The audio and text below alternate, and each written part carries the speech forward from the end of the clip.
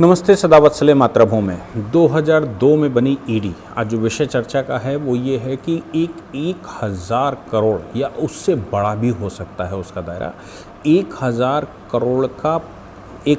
करोड़ रुपया देश के बाहर इंटरनेशनल मार्केट में भारत से गया और उसका जो गेम है वो गेम बड़ी आसानी से समझ में आने वाला नहीं है, लेकिन ईडी उस पर काम करना शुरू कर दिया है। ईडी ने वो चीज़ पकड़ ली है और जो एजेंसियां उसमें इन्वॉल्व हैं उन एजेंसियों को समन करना शुरू कर दिया है।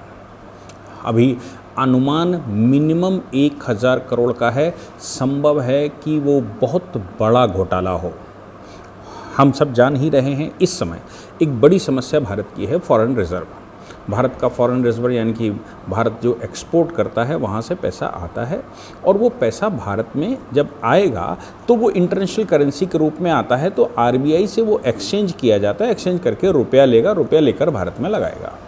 तो वो फॉरेन एक्सचेंज हमारे पास यानी कि जो रिज़र्व है डॉलर्स में या यूरो में या मैं कहूँ कि गोल्ड में या एसडीआर में, वो सब वहाँ इकट्ठा होगा और वही हमारा सुदृढ़ बेस माना जाता है कि इंटरनेशनली हमारे पास फॉरेन रिजर्व कितना है। बाकी तो नोट हमारे अपने हैं, हमारी बैंक में छपेंगे, हम छाप लेंगे, लेकिन उससे जब नोट छपेगा ज़्यादा तो इन्फ्लेशन बढ़ता है। इन्फ्लेशन बढ़ता है तो वो मुद्रा को अवमूल्यन करना पड़ता है और बहुत कुछ ऐसा है। मैं फिर से एक बात दोहराने के बाद ये बात शुरू करता हूँ कि मैं कोई इकोनॉमिस्ट नहीं हूँ, इसलिए हो सकता है कि इकोनॉमिस्टों को चीज़ ज़्यादा समझ में आए और उनको ज़्यादा पॉइंट मालूम हो, लेकिन हम जो कर रहे हैं, हम जो बोल रहे हैं, वो हमारी टीम बेसिक उन बच्चों के लिए जो कि आईएएस का एग्ज़ाम दे रहे हैं, अभी बच्चे हैं, जो जुडिशल सर्विसेज का एग्ज़ाम देते हैं, हायर जुडिशल सर्विसेज का एग्ज़ाम देते हैं, मतलब कुल मिलाकर वो कैरियर की इन विषयों पर, समसामयिक विषयों पर शुरुआत कर रहे हैं या कर लिए हैं। ये विषय उनके लिए ज़्यादा इम्पॉर्टेंट होते हैं ताकि बेसिक चीज़ें उनको समझ में आए। बाकी जो लोग इन विषयों से नहीं हैं, देश में जानकार लोग होंगे, उनको भी समझ में आएगा, लेकिन जो बहुत बड़े इकोनॉमिस्ट हैं हो सकता है कि उनको कुछ कमियां इसमें रह जाएं और संभव है कि कमियां रह जाएं क्योंकि मैं कोई इकोनॉमिस्ट नहीं हूं। खैर, जो विषय सामने आया है वो ये आया है कि क्रिप्टो करेंसी भारत में। अभी निर्मला सीतारमण जी के स्टेटमेंट से पहले आपको याद होगा कि वित्त मंत्री जिस समय मनी अरुण जी जेटली थे, उस समय उन्होंने कहा था कि भाई क्रिप्टो करेंसी भारत में नहीं चल सकती, क्रिप्टो करेंसी को हम भारत में अलाउ नहीं कर सकते। यानी कि एक क्रिप्टो करेंसी का जितना भी ये हमारे देश में व्यापार था वो सब इल्लीगल था। लेकिन क्रिप्टो करेंसी के मामले में पूजनीय सरसंघ चालक जी ने अपने एक रामनवमी के बौद्धिक में बोल दिया कि भाई इस पर विचार करना चाहिए, जिसका कोई स्टेट होल्डिंग नहीं है वो करेंसी कैसे हो सकती, क्योंकि किसी भी करेंसी के लिए एक स्टेट स्पॉन्सरशिप ज़रूरी है, यानी कि राज्य उसको पीछे से करे, लेकिन स्टेटलेस करेंसी ऐसा कैसे हो सकता है। खैर, वो विषय चलते रहे।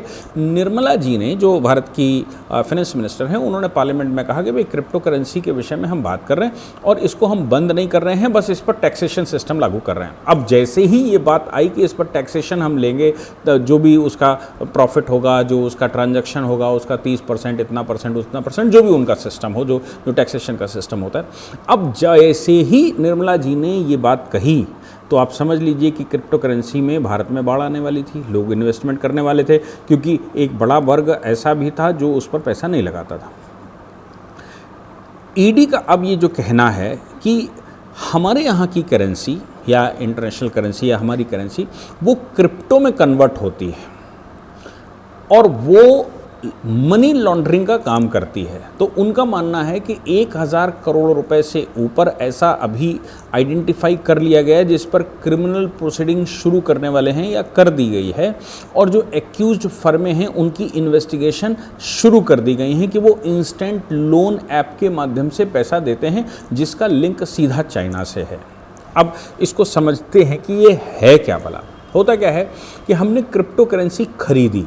अब सभी जान रहे हैं कि वो ऑनलाइन क्रिप्टो करेंसी का कोई बेसिक तो है नहीं। क्रिप्टो करेंसी या क्रिप्टो कॉइन्स, वो कॉइन्स के रूप में कन्वर्ट हो जाए, और ये भी सिद्ध है कि ये स्टेटलेस है, यानी कि इसका स्टेट से कोई लेना देना नहीं है। ये प्राइवेट ऑर्गेनाइजेशन चलाती हैं, फर्में चलाती हैं। अब किसी ने क्रिप्टो कॉइन्स या खरीद लिए 100 करोड़ रुपए के, मैंने माना कि 100 करोड़ रुपए के किसी ने क्रिप्टो कॉइन खरीद लिए, अब 100 करोड़ उसने दे दिया उसको, मतलब एक फर्म को, फर्म 100 करोड़ को यहाँ से ले जाकर उसको इंटरनेशनल एक्सचेंज में, इंटरनेशनल वॉलेट में डाल दिया उसने। इंटरनेशनल वॉलेट में पड़ने के बाद अब जब वह पैसा, ये व्यक्ति जिसने यहाँ से 100 करोड़ रुपया वहाँ पर लगाया, ये व्यक्ति देश से बाहर जाता है और इंटरनेशनल वॉलेट उसका बना हुआ है, वो अमेरिका में क्रिप्टो कॉइन्स वापस ले लेता है, या क्रिप्टो जो करेंसी उसने बनाई थी वो वापस ले लेता है, वो कॉइन्स वहाँ पर बेच लेता है। या फिर क्रिप्टो करेंसी NFT क्या इसके रूप में भी आती है, और वो यहाँ से हमने डाला, हमने उसका ऑनलाइन टोकन खरीद लिया, और टोकन खरीदने के बाद हम दूसरे देश में गए, चूँकि वो इंटरनेशनल वॉलेट में पड़ चुकी है, वो इंटरनेशनल ऑर्गेनाइजेशन है, वो इंटरनेशनल फर्म है, तो पैसा तो जो आपने यहाँ से डाला पैसा तो हमारा चला गया, हमारे देश का, और पैसा जाने के बाद वहाँ चला गया और वहाँ जाकर हमने कैश कर लिया। तो क्या ये दूसरे तरह से हवाला नहीं है, या ये मनी लॉन्ड्रिंग नहीं है? तो मनी लॉन्ड्रिंग ये है कि इसको वहाँ पर डाल दिया। दूसरी बात, कुछ लोगों का कहना यह है कि ये STR के दायरे में नहीं आता। STR से मतलब है सस्पिशियस ट्रांजैक्शन रिपोर्ट। तो सस्पिशियस ट्रांजैक्शन रिपोर्ट जो आती है वो आपके बैंक अकाउंट से आती है। बैंक अकाउंट चूँकि ये है नहीं, ये तो इंटरनेशनल वॉलेट है। इंटरनेशनल वॉलेट होने की वजह से पैसा उसमें गया, और उसमें जो पैसा गया वहीं से ये करेंसी इंटरनेशनल बन गई, और इंटरनेशनल बन गई तो आपने दूसरे देश में जाकर उतार ली। अब इसका बेस भारत में आपको बताना होगा। ईडी का कहना यह है कि अब आपको भारत में बताना होगा कि ये करेंसी आप पैसा कहाँ से लाए थे, जिसमें आपने ये इंटरनेशनल करेंसी खरीदी थी, और ये इंटरनेशनल करेंसी, ये मतलब क्रिप्टो करेंसी खरीदी थी, और इसको इंटरनेशनली आपने किसी मार्केट में, विश्व के किसी भी मार्केट में जाकर पैसा उतारा। तो अब आप समझिए कि यहाँ का धनाढ्य वर्ग यहाँ से टैक्स चोरी करके पैसा, या यहाँ से रिश्वत का पैसा किसी फेक अकाउंट को बनाया जाए, फेक अकाउंट बनाकर उसको क्रिप्टो करेंसी में डाला जाए, वहाँ इंटरनेशनल वॉलेट में पड़ गया, चूँकि उसके पासवर्ड और ID के आधार पर चलता है, जो मैं जान पाया, क्योंकि मैं कभी क्रिप्टो करेंसी खेला नहीं हूँ, लेकिन हाँ ये जो मैं जान पाया, तो आपने बना लिया और वो पैसा आपका उस करेंसी में लगा हुआ है, आपने वहाँ निकाल लिया जाके। तो चूँकि ये सस्पिशियस ट्रांजैक्शन अकाउंट में आता नहीं है, इसलिए ये पैसा कैसे पता लगेगा कि ये पैसा जो है वो भारत में गलत तरीके से निकाला गया, भारत की करेंसी विदेशों में जाकर डिपॉजिट कर दी और व्यक्ति वहाँ शिफ्ट हो गया, अपने बच्चों को, रिश्तेदारों को, नातेदारों को, किसी न किसी को उसको दे दिया, और वो पैसा वहाँ जाकर धूम मचा रहा है। ईडी ने ऐसी 10 फर्में भारत में उनके खिलाफ कार्रवाई शुरू की है, क्रिमिनल केस शुरू किए हैं, और अभी इनिशियल लेवल पर ईडी कह रही है कि 1000 करोड़ मिनिमम का वो पैसा, मैं वो पूरी उसकी बात नहीं कर रहे, पूरे के पूरे क्रिप्टो ट्रांजैक्शन की बात नहीं कर रहे, वो केवल सस्पिशियस पैसे की बात कर रहे हैं, जो यहाँ से पड़ा, जो चोरी का पैसा था, जो करप्शन का पैसा था, जो टैक्स चोरी का पैसा था, वो पैसा इसमें पड़ा फेक अकाउंट बनाकर, और वहाँ पर वो निकाल लिया गया और उन देशों में वो शिफ्ट कर दिया गया। आप समझ सकते हैं कि ये करप्शन के प्रति एंटी करप्शन का कितना बड़ा मामला है और इस पर क्या होना चाहिए। अभी ईडी खुलकर ये भी नहीं कह रही है कि ये सब दोषी हैं। फर्मों को उन्होंने बुलाया है, फर्मों से पूछ रहे हैं कि आप डिस्क्लोज कैसे करते हैं, आप पैसे को KYC कैसे करते हैं, क्योंकि KYC का मेन मामला पड़ता है, और KYC फर्जी भी हो सकती है, और इसमें होती है जनरली फर्जी। तो चूंकि लॉगिन पास जो फर्जी KYC का मामला है, इसको आप कैसे मानते हैं, और भारत सरकार के साथ आप कैसे उसको दिखा रहे हैं, भारत को कैसे बताएंगे, हमारी सरकार को कैसे बताएंगे, या जो यहाँ पर टैक्स डिपार्टमेंट है उनको कैसे बताएंगे, सरकार के सामने, RBI के सामने कैसे डिस्क्लोज करेंगे, कितना डिस्क्लोज करते हैं और कितना डिस्क्लोज नहीं करते हैं। ये अनुमान ईडी का है कि बहुत बड़ा एक खेल है इसमें, लेकिन अभी बात सामने आनी बाकी है। लेकिन अगर ये खेल पकड़ा जाता है तो ये निश्चित है कि हज़ारों करोड़ नहीं, लाखों लाख करोड़ का मामला फंसेगा, जो जिस तरह से हो रहा है।